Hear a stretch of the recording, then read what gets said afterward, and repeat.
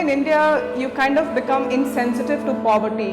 You kind of become immune to seeing hungry children, naked kids, or just sad faces around you. But there comes a point in life where you feel that this is not right. We think that the work that we are doing, we get up, we have a house to run, we go to our job, we drive, we have social commitments, etc., etc. All of this is our work. You have to think what is the purpose of your soul. You need to do something to feel human. It can't be just this much. I know that I cannot change this world, but I can change what is in front of me. And that is how I started. And I really wanted to do something which brings about a meaningful change in the life of the underprivileged people. And that was the basic motivation and yearning which I had, with which this work started.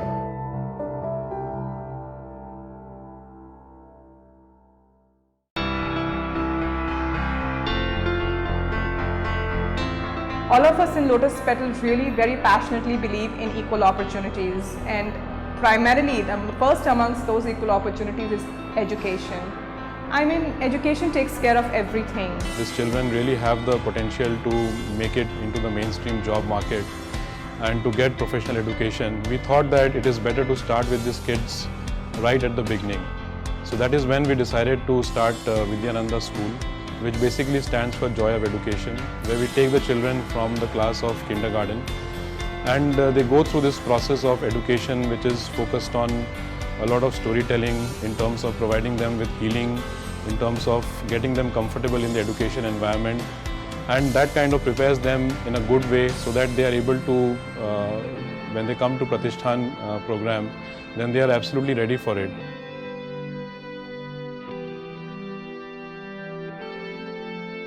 I was working with many charities, supporting them in their work, when I realized that actually all the work which was happening was really good, but it was not taking the children to the logical or the final outcome, which is that they're able to break the ceiling of poverty and getting into some vocation or some kind of a professional course which leads them to jobs in the mainstream market.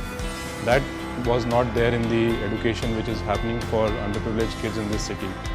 So that is when I decided to set up Pratishthan, wherein we are providing children with secondary education to take them to class 10th, 12th, and then into a professional course or into a vocational course leading to a job.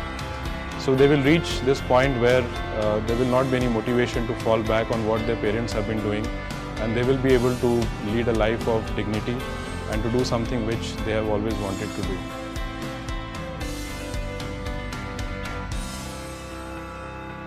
With education, there has to be food, and with food has to be healthcare. I mean, you cannot really study with an empty stomach, and if you're sick or if your parents are sick, you can't come to school. So this is a model where we felt like all these three things come together. So Arogya is giving a nutritious, healthy environment. Number 2, treating them on low-pity basis whenever they are not well. Number 3, treating their family and their environment. And number 4, of course, fitness. So we are having a fitness schedule in which we have exercise. We have a trained trainer, a walk trainer who's doing all of that with the children. Not only it makes them fit, they can play and their strength improvement also happens.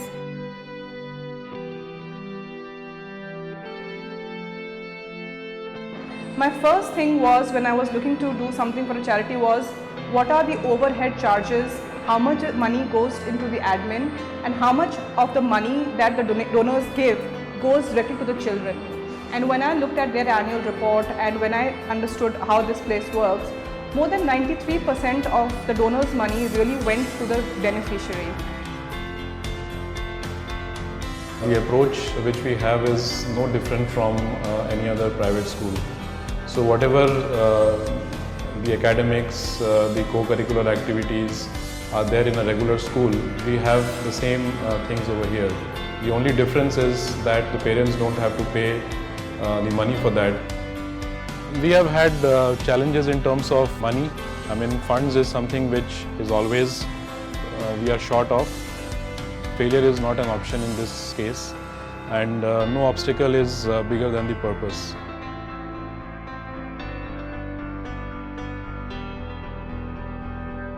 To begin with, I really want people to understand that Lotus Petal is as much their place as mine. You know, it's a donor-based organization. It's a citizens' initiative. You know, we don't need to do something very big to start healing people. When it comes to health, even a small step can be very useful. You could be sitting anywhere and doing anything for these children. And you have to understand that very little goes very far over here. Many times I have really felt that they were so ready to go that they would have found a way, and it is their collective prayers that have been answered, and you know, some of us have been given a chance to make a place like this. This is an endless journey which we are in, and of course we cannot change the future of entire children of India, but at least we can do something, and we can inspire many more people to do the same thing, and collectively I think we can make a big difference.